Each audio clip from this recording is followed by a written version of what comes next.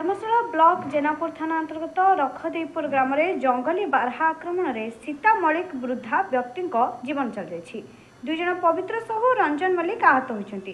पवित्र साहू को गुरुतर अवस्था धर्मशाला गोष्ठी स्वास्थ्य केन्द्र को पठाई बेले डाक्तर कटक बड़ मेडिकल को स्थानांतरित कर स्थानीय अंचल में भयर वातावरण सृष्टि हुई।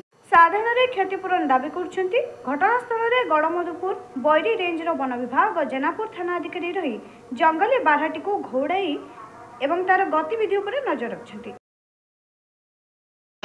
मो नाम चांदमणि घर रेखीदेव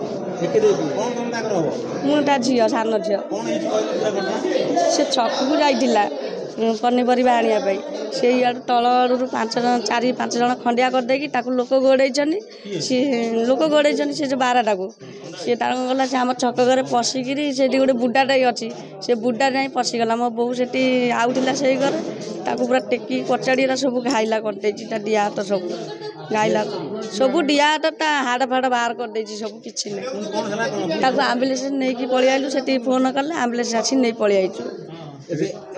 डॉक्टर कहते कटक पठे दियो से ये पारे बहुत सांघातिक हो जाए मुंड फुंड सब फुटे। धर्मशाला प्रशांत बारिक रिपोर्ट प्राग।